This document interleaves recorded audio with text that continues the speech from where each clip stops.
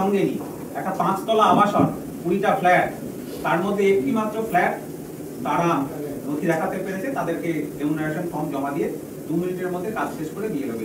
হ্যাঁ, গোটাটাই একদম বাইরের লোকজন, যাদের নাম মমিনপুর ইকবালপুরেও আছে, বন্দরেও আছে, খিদিরপুরে, যাদের নাম রাজাবাজারেও আছে, তাদের নাম ওখানেও আছে। তারা সকালবেলা রাজাবাজারে ভোট মারে, কেমিক্যাল দিয়ে কালিটা তোলে, বেলার দিকে গিয়ে কসবাতে ভোট মেরে দেয়। একইভাবে ভবানীপুরের ওয়ার্ড নম্বর 77 চেতলাতেও তাই হয়। অতএব আমি আগেও বলেছি, আজও বলছি, খুব জনপ্রিয় হয়েছে বিষয়টা যে জ্ঞানেশ কুমারজির নেতৃত্বে ইলেকশন কমিশন গর্তে কার্বলিক অ্যাসিড ঢেলে দিয়েছে। মমতা বালা ঠাকুরের যে এসআইআর নিয়ে অনশন করছে লোকবারা, সেখানে দেখা গেল সুজন চক্রবর্তী, শুভঙ্কর সরকার তারা গেলে কি বলবেন? নৈতিক সমর্থন জানাতে সেখানে ইন্ডি জোট তো যাবেই, তো জোটটা তো ইন্ডি, এরা তো পশ্চিমবঙ্গে কুস্তি দেখায়। মূল কারণ হচ্ছে হিন্দু ভোট ভাগ করা, সিপিএম এর কাজটা এইটা। অতএব সুজনবাবু, শুভঙ্কর বাবুকে কোনো মুসলিমদের আন্দোলনে যেতে দেখেন না কেন?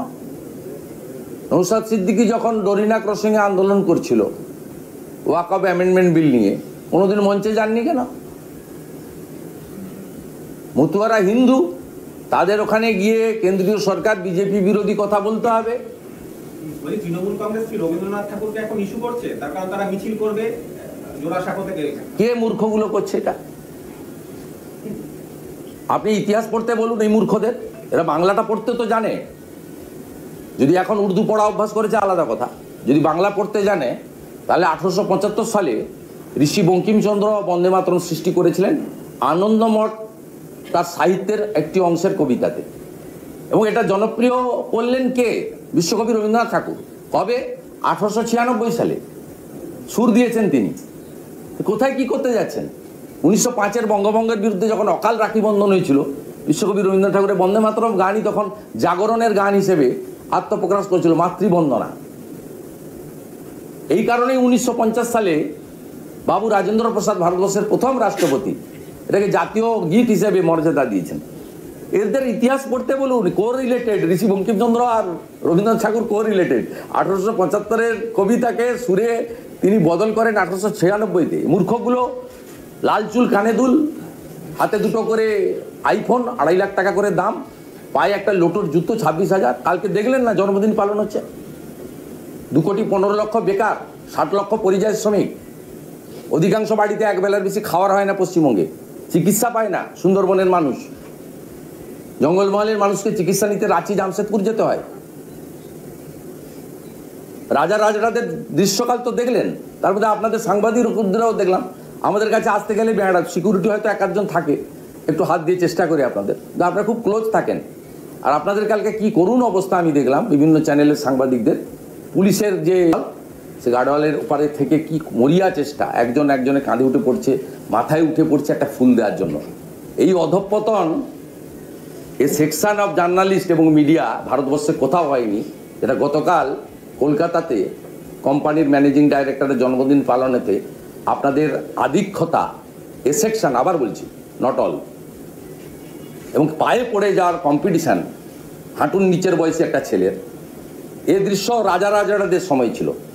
সবাই বলতো বাবার হলো আবার জ্বর, সারল ঔষধে। বাবার ঔরঙ্গজেব, শাহজাহান, আকবর। এখন তো এই দিকেই যাচ্ছে বাংলা। পাঞ্জাব সমস্ত রাজ্য ঘোষণা করেছে ভারতীয় টিমে মহিলাদের জন্য পুরস্কার।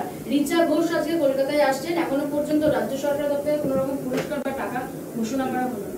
কি বলছেন? কোনো সম্মানের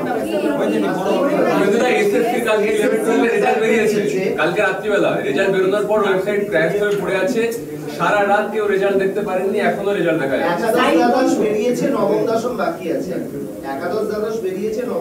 তথ্য সংগ্রহ করে বলবো, তবে দেখা যাচ্ছে পুরসভার চেয়ারম্যান আর ভাইস চেয়ারম্যান বদল হচ্ছে, তৃণমূলের অন্দরমহলে ভোটের আগে এগিয়ে বদল শুরু হয়েছে। ওদেরকে জিজ্ঞেস করুন, না আমার সাবজেক্ট না।